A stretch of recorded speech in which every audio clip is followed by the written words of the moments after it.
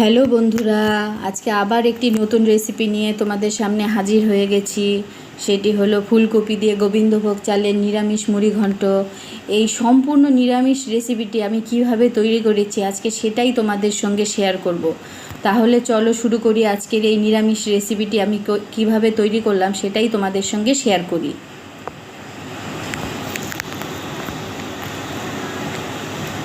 আমি প্রথমে একটি পাত্রে একটি ফুলকপি নিয়ে নিচের ডাঁটাগুলো বাদ দিয়ে শুধু উপরের ফুলগুলো কেটে পরিষ্কার করে নিয়েছি।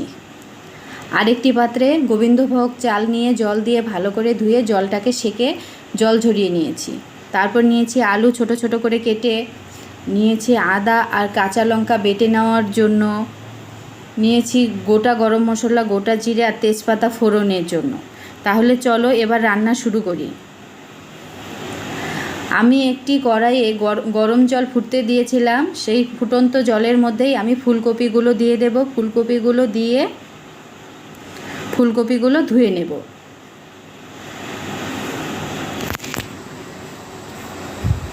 এবার ছাঁকনার সাহায্যে ফুলকপিগুলো তুলে নেব গরম জল থেকে।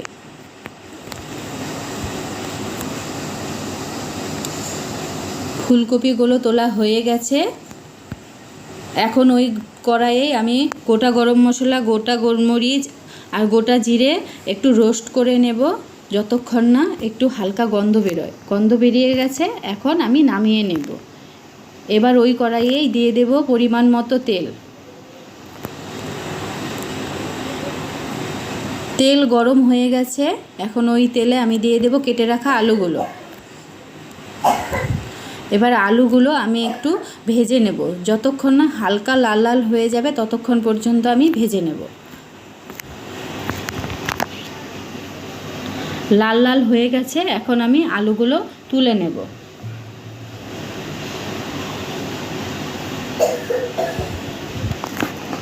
এবার ওই তেলেই আমি ফুলকপিগুলো দিয়ে দেব। ফুলকপিগুলো দিয়ে ভালো করে তেলের সঙ্গে নেড়ে এবার ওর মধ্যে আমি দিয়ে দেব 1 চামচ লবণ আর 1/2 চামচ হলুদ গুঁড়ো দিয়ে সবগুলোকে একসঙ্গে ভালো করে মিশিয়ে হালকা লাল করে ফুলকপিগুলো ভেজে নেব। ফুলকপি ভাজা হয়ে গেছে, এখন আমি ফুলকপিগুলো নামিয়ে নেব।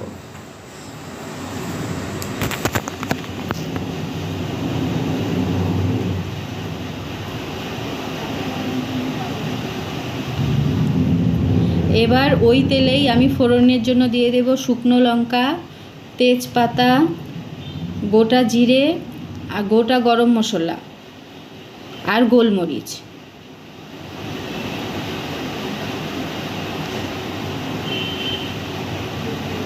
একটু ফোড়নটাকে নেড়ে নেব। এবার ফোড়ন লাল হয়ে গেছে, ওর মধ্যে আমি দিয়ে দেব গোবিন্দভোগ চাল দিয়ে ফোড়নের সঙ্গে ভালো করে চালগুলো মিশিয়ে নেব। চাল মেশানো হয়ে গেছে, এবার ওর মধ্যে দিয়ে দেব 1 চামচ লবণ আর অল্প হলুদ গুঁড়ো দিয়ে চালটাকে আমি ভালো করে ভেজে নেব।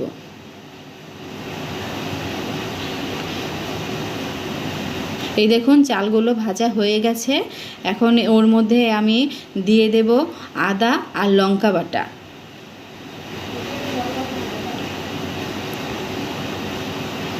আদা আর লঙ্কা বাটা দিয়ে চালের সঙ্গে ভালো করে আদা লঙ্কা বাটাটা কষিয়ে নেব।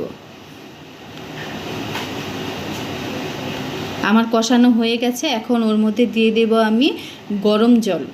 আমি চাল যতটুকু নিয়েছি তার ডাবল আমি জল দিয়েছি, ডাবলেরও একটু বেশি বেশি হবে জল দিয়েছি।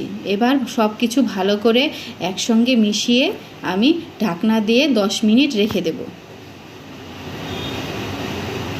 10 মিনিট হয়ে গেছে, এখন আমি ঢাকনা খুলে নেব। ঢাকনা খুলে আমি এর মধ্যে দিয়ে দেব ভেজে রাখা আলু আর ফুলকপিগুলো।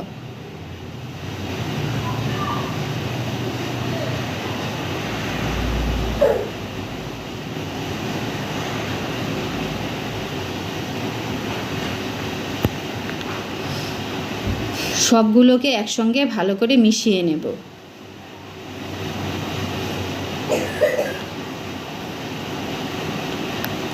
মিশিয়ে নেওয়ার পর আবার ঢাকনা দিয়ে ঢেকে দেব। এখন ঢাকনা তুলে নিয়েছি, তুলে নিয়ে এই দেখুন চালগুলো সিদ্ধ হয়ে গেছে, আর ফুলকপি যেটুকু ভাজার পরে সিদ্ধ বাকি ছিল সেটাও সিদ্ধ হয়ে গেছে। এখন ওর মধ্যে দিয়ে দিলাম আমি যে আগে ভেজে রেখেছিলাম ভাজা মশলাটা, মানে রোস্টেড জিরে, তারপর গরম মশলা, গোলমরিচ, এগুলো সেটা দিয়ে দিয়েছি। আর ওর মধ্যে দিয়ে দিলাম অল্প ঘি, দিয়ে সবগুলো একসঙ্গে মিশিয়ে দেব, ভালো করে মিশিয়ে দেব। আমার মেশানো হয়ে গেছে আর আমার রেডি হয়ে গেছে। এখন ঢাকনা দিয়ে গ্যাসটা বন্ধ করে দেব। এই দেখুন আমার একদম রেডি হয়ে গেছে ফুলকপি দিয়ে গোবিন্দভোগ চালের নিরামিষ মুড়ি ঘন্ট। এখন আমি নামিয়ে নেব। এই দেখুন বন্ধুরা, আমার ফুলকপি দিয়ে গোবিন্দভোগ চালের নিরামিষ মুড়ি ঘন্ট নামিয়ে নিয়েছি। খেতে যেমন অসম্ভব সুন্দর হয়েছিল, আপনারা কিন্তু বাড়িতে অবশ্যই একবার ট্রাই করবেন। আর যদি ভালো লাগে আমার এই রেসিপিটি, তাহলে আমার চ্যানেলটিকে অবশ্যই সাবস্ক্রাইব করবেন এবং লাইক করার অনুরোধ রইল, শেয়ার করারও